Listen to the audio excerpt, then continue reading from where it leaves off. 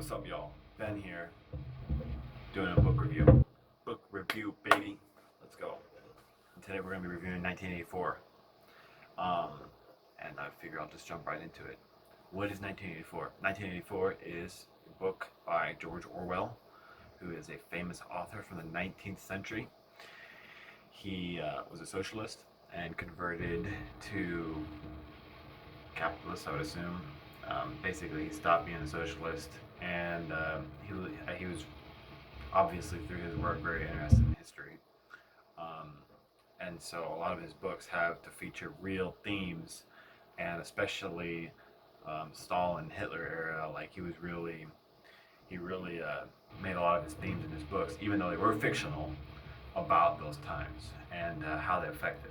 I've read Animal Farm and I've read 1984. I haven't read any of his other work, but those two books are some of my favorite fiction I've ever read. It's just really smart writing, really interesting stuff. Animal Farm was an allegory, and it was kind of along the lines of Hitler, or not Hitler, sorry, Stalin, and what he did in Russia, Soviet Union, and just I would recommend that book for sure. And I may even do a book review on it. But I just wanted to do a little brief book review on 1984. Nothing super long or crazy.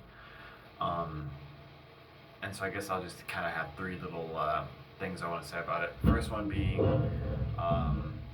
what was it about? So it's about Big Brother, and Big Brother is essentially the state, totalitarian state, authoritarian state, the state that sees all, controls all. I think he probably, if I had to guess, he would have based this more off of maybe Germany and kind of like the way that Hitler's state was controlling, although it could also be Stalin too. Or even maybe a communism in China. Essentially, the state owns you, it controls you, it sees everything you do, it is your life. You obey the state. State is God, and you obey the state. And I think that's what he was going for when he talked about Big Brother, is that Big Brother is here to control you, is here to make you do what it wants, and you cannot ever bow the knee to it, or you must bow the knee to the state. And so this man, Winston, he goes through this story of, I don't want to give anything away, but he goes through this story of the different ways of life through Big Brother and how he lives and how he copes, how he deals with it. And interesting ending, super interesting. It's like one of those books that you just can't put down. You just have to find out what happens next. The characters are super amazing in it. They're all like super, like people like Brian, Winston, you know, just characters that have a realness to them. Orwell does a great job of kind of just setting a great environment. And the environment that was set in this book was a dark, murky, scary place. A place I would imagine somebody would be like.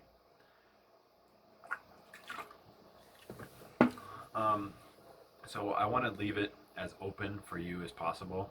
I want to leave it, I don't want to give anything away. So I'll just go with the second thing. What do I see the importance of reading this book is? Maybe that should be the third thing, but I want to leave the third reason being, do I recommend it? So the second reason, the reason why I think it's a important read is that it's essentially a history.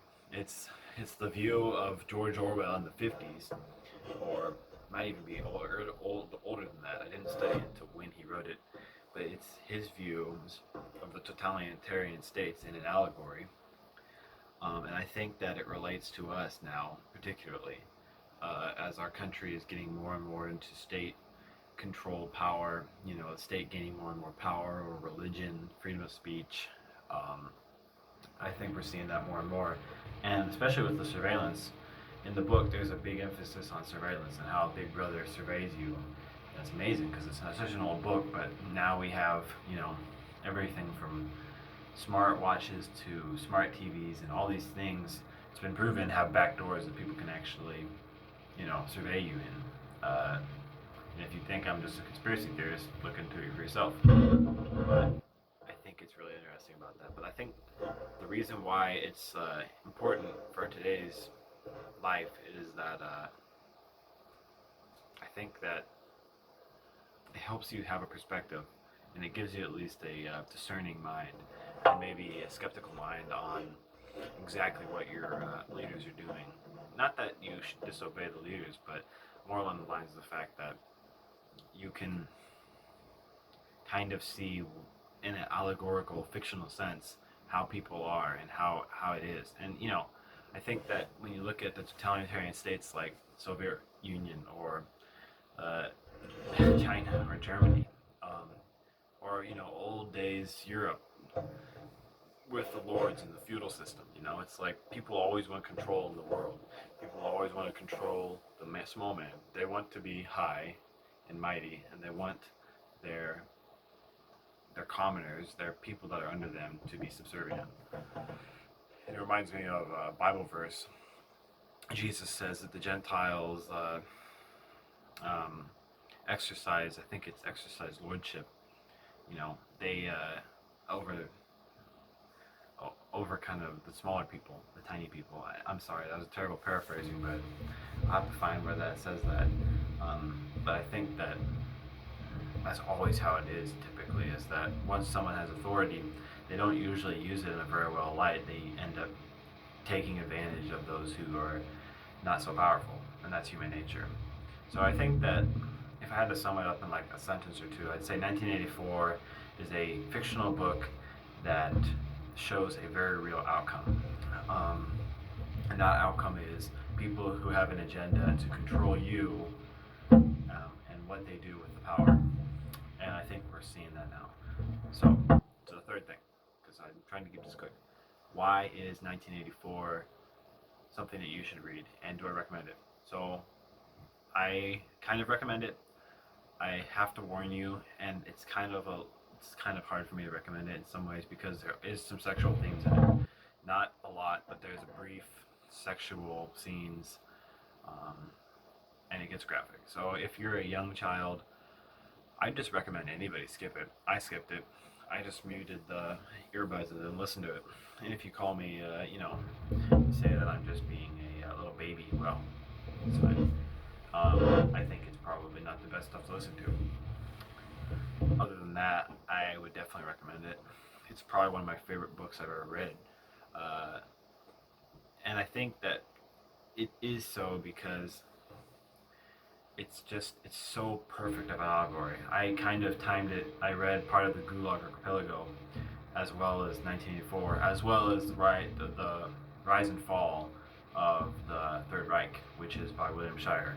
And so all these books were going in my mind during the last 6 months, and so it's just like it really meshed well because I'm studying old history of 100 years ago, these different countries that totally abused their citizens, and I'm reading this fictional book, and I'm finding out all these beautiful things of like, okay, this is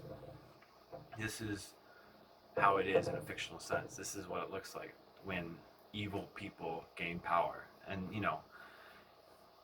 and I think that it's kind of inevitable for evil men to gain power, because I think that's going to happen until the end times when God brings His kingdom. If our world was perfect, then why would we need the Messiah to come back?